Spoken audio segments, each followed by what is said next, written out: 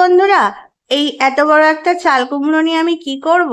তাহলে এই চাল কুমড়োটা দিয়ে আমি কি করব, তোমরা যদি জানতে চাও বা দেখতে চাও তাহলে আমার সঙ্গে থাকো আর দেখো। তো আমি এখানে একটা চাল কুমড়ো নিয়ে নিয়েছি। চাল কুমড়োটার প্রথমে আমি এটার ভালো করে এর খোসা ছাড়িয়ে নেব।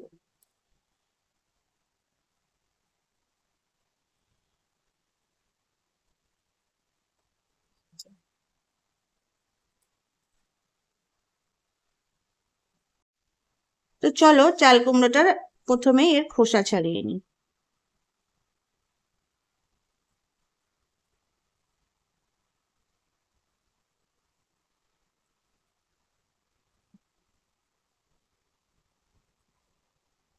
আমি এখানে বন্ধুরা ভালোভাবে চাল কুমড়োর খোসা ছাড়িয়ে নিয়েছি। এবার চাল কুমড়োটাকে মাঝখান থেকে আমি অর্ধেক করে নেব, লম্বা লম্বি ভাবে।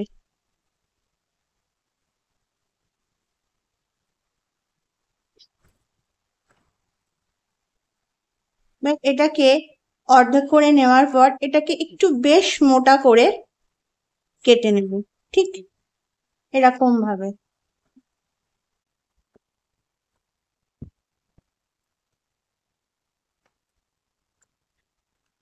তো বন্ধুরা দেখো, এখানে আমি চাল কুমড়োটাকে ঠিক এরকম করে কেটে নিয়েছি।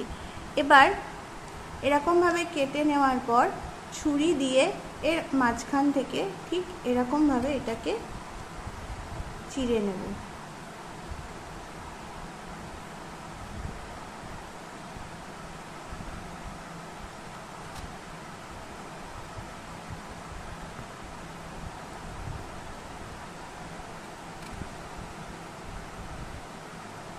ঠিক এটাকে এইভাবে চিড়ে নেওয়া আমার কমপ্লিট এখানে। এবার চলো আমি বাকিটা কি করছি আমার সঙ্গে থাকো আর দেখো। আমি এখানে গ্যাসের ওভেনে একটা বাটির মধ্যে জল দিয়ে দিয়েছি। এবার একে একে টুকরো করে কেটে রাখা চাল কুমড়োগুলোকে এর মধ্যে দিয়ে দেব।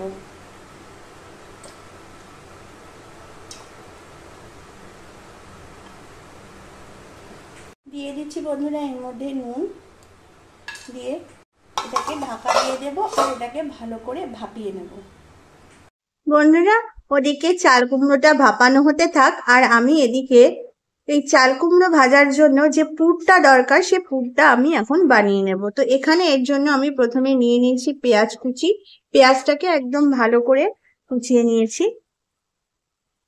আমি এখানে 1 টেবিল চামচ তেলের মধ্যে পেঁয়াজটাকে ভালো করে ভেজে নেব।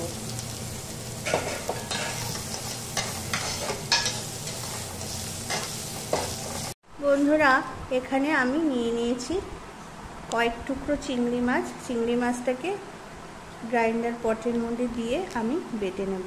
কিন্তু বাটার সময় একটা জিনিস তোমাদের লক্ষ্য রাখতে হবে, এখানে কিন্তু এটার কোনো ফাইন পেস্ট করার দরকার নেই। এখানে বন্ধুরা আমাদের পেঁয়াজটা ভেজে নেওয়া কমপ্লিট। এবার আমি বেটে নেওয়া চিংড়ি মাছটাকে এর মধ্যে দিয়ে দিচ্ছি, দিয়ে এটাকে ভালো করে নেড়ে নেব। বন্ধুরা, আমি একটা গ্রাইন্ডার পটের মধ্যে নিয়ে নিয়েছি সর্ষে আর কাঁচা লঙ্কা। তো এটাকে এখন ভালো করে বেটে এর একটা পেস্ট আমি বানিয়ে নেব। এবার আমি এর মধ্যে দিয়ে দিচ্ছি সর্ষে বাটা, দিয়ে এটাকে ভালো করে আমি নেড়ে নেব।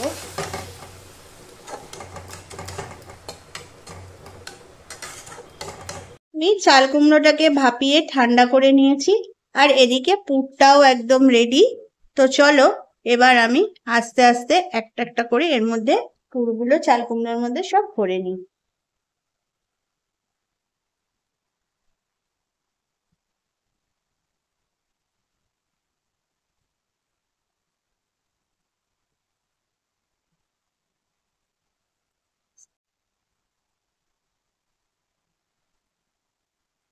এখানে আমি যেভাবে চাল কুমড়োর মধ্যে পুর ভরছি এরকম ভাবে প্রত্যেকটা চাল কুমড়োর মধ্যে পুরগুলোকে ভরে নিতে হবে। তারপর একটু হাত দিয়ে এরকম করে চেপে নিয়ে মুখটাকে আটকে দিতে হবে। এখানে আমার চাল কুমড়োগুলোর মধ্যে পুর একদম ভরে নেওয়া কমপ্লিট। এবার চলো আমি এই পকেট চাল কুমড়োটা ভাজার জন্য একটা ব্যাটার বানিয়ে নেব। এই ব্যাটারটা বানানোর জন্য আমি এখানে নিয়ে নিচ্ছি বেসন,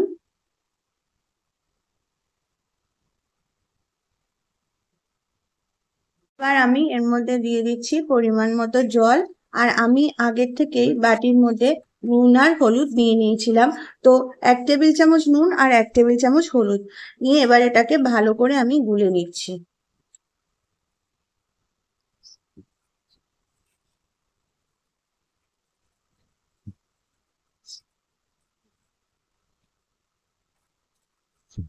বন্ধুরা, আমি এটার মধ্যে একটা চাল কুমড়ো নিয়ে, ভরা চাল কুমড়ো নিয়ে এটার গোলার মধ্যে চুবিয়ে নিলাম।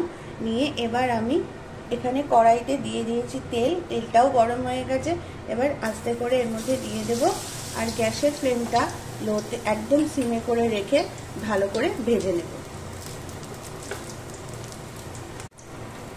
ঠিক এরকমভাবে ময়দার গোলার মধ্যে করে চুবিয়ে এটাকে ভালো করে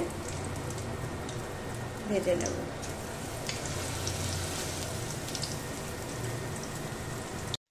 বন্ধুরা, এখানে আমার পকেট চাল কুমড়ো রেসিপিটা একদম তৈরি। দেখছো বন্ধুরা কত সুন্দর করে আমি এপিট ওপিট করে এটাকে ভেজে নিয়েছি। আশা করছি তোমাদের এই রেসিপিটা ভালো লেগেছে।